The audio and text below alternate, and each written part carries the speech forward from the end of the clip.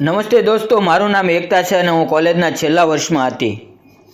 એ સમયે અમારી કોલેજમાં એક ઇવેન્ટ હતી.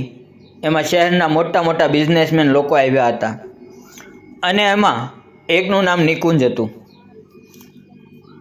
એણે મને તેનું વિઝિટિંગ કાર્ડ આપ્યું અને કીધું કે તારી કોલેજ હમણાં થોડા ટાઈમમાં પૂરી થઈ જશે, પછી તું મારી સાથે કામ કરવાની ઈચ્છા હોય તો આવજે.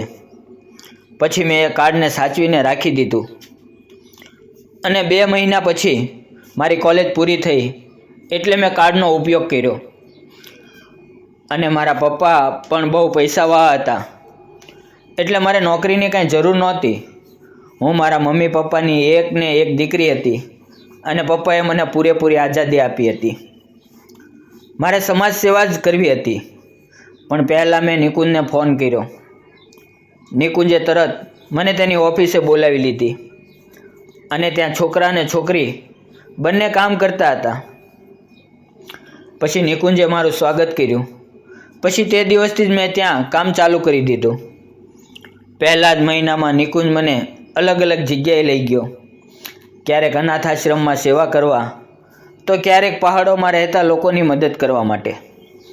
અને 1 મહિના પછી મેં નિકુંજના વ્યવહારમાં બદલાવ જોયો. પછી નિકુંજ સર મને કામ માટે બહાર લઈ જવા માંગતા હતા.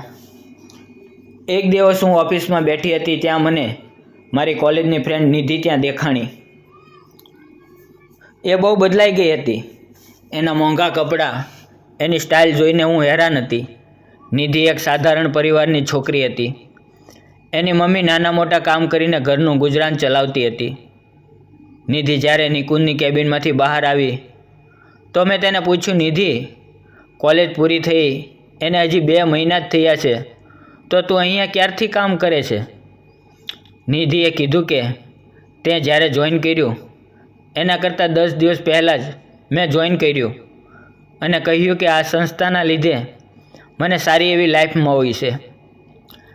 જ્યાંથી અહીંયા કામ કરું છું ત્યારથી હું સારા પૈસા કમાઉં છું અને મેં સાંભળ્યું ત્યાં સુધી મને ખબર હતી કે કોઈ પણ સંસ્થાની પરિસ્થિતિ ખૂબ જ કઠિન હોય છે અને ત્યાં કામ કરવાવાળા લોકો પૈસા કમાવા પાછળ હોય છે.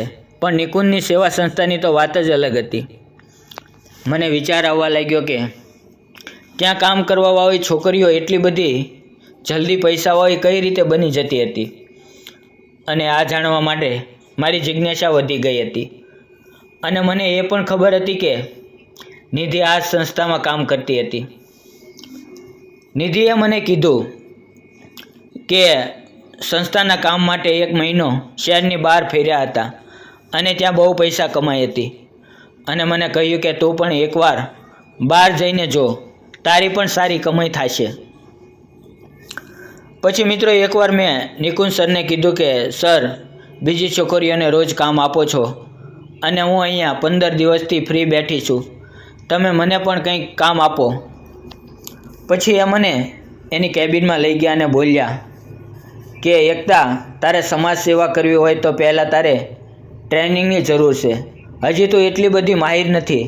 તારે ખરેખર સેવા કરવી હોય તો તારે પહેલાં મારી પાસે ટ્રેનિંગ લેવી પડશે. પછી મેં એની વાત માની લીધી. એટલે એ બોલ્યા કે તું આજ સાંજે ઓફિસ પૂરી થાય પછી ઘરે ના જતી અને મારી સાથે આવજે.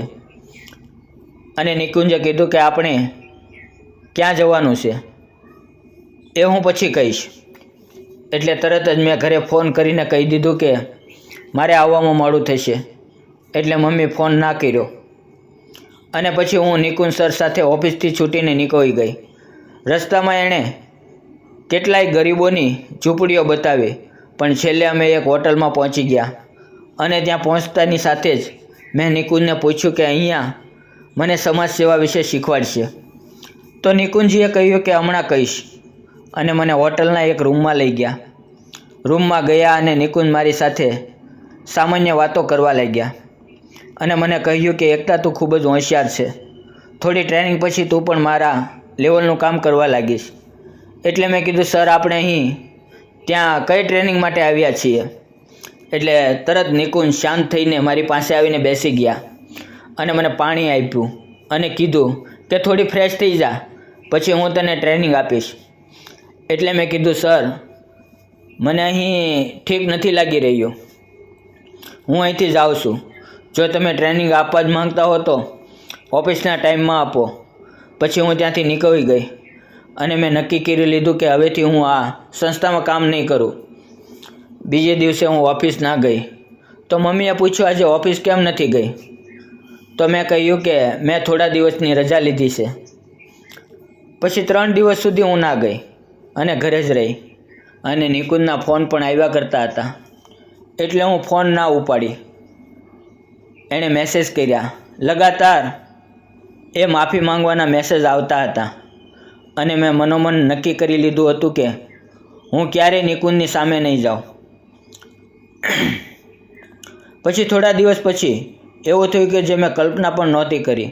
મારા પપ્પા સવારે દુકાન પર જવા નીકળ્યા અને ત્યાં પહોંચીને પપ્પાએ મમ્મીને ફોન કર્યો.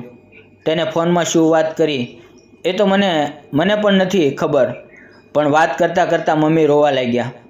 પછી મને ખબર પડી કે પપ્પાની દુકાન નગરપાલિકાએ કાઢી નાખી હતી. પપ્પાએ લાખો રૂપિયા ખર્ચીને દુકાન બનાવી હતી અને પપ્પા કંઈ કરી શકે તેમ નહોતા.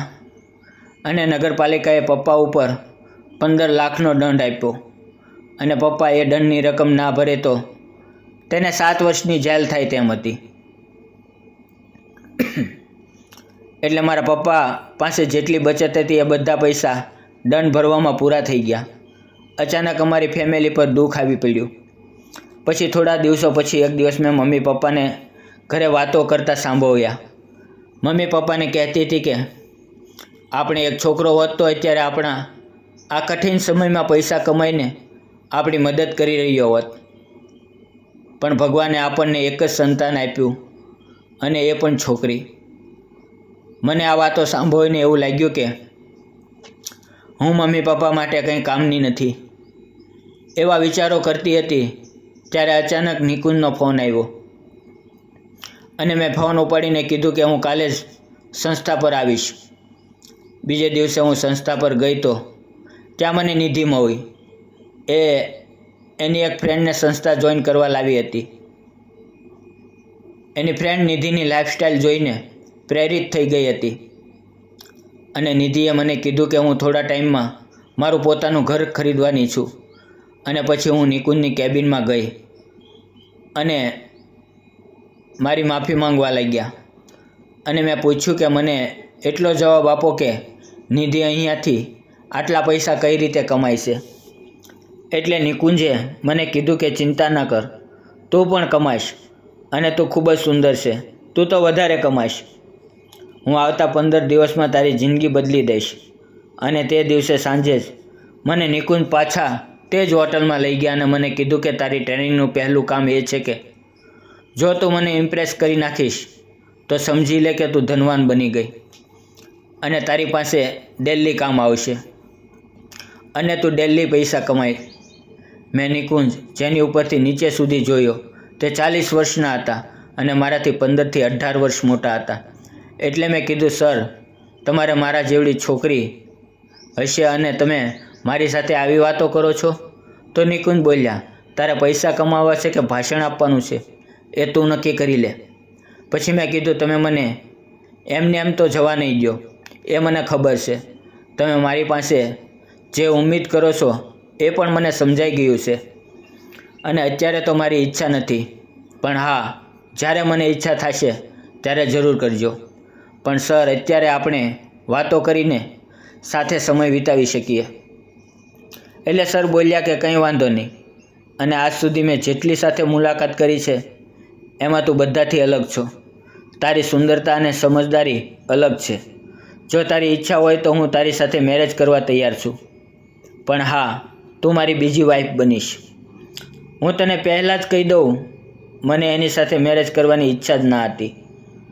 પછી અમે પ્રેમની વાતો કરવા લાગ્યા જેમાં મને જરા પણ રસ નહોતો, પણ 3 કલાક અમે હોટલમાં આ રીતે વાતો કરી તો નિકુંજે મને એના પણ પૈસા આપ્યા.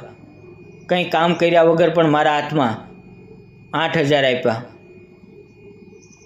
ઘરે આવીને મેં પૈસાને સાચવીને મારા કબાટમાં રાખી દીધા અને મેં નક્કી કર્યું કે ઝાઝા પૈસા ભેગા કરીને મારી મમ્મીના હાથમાં આપીશ.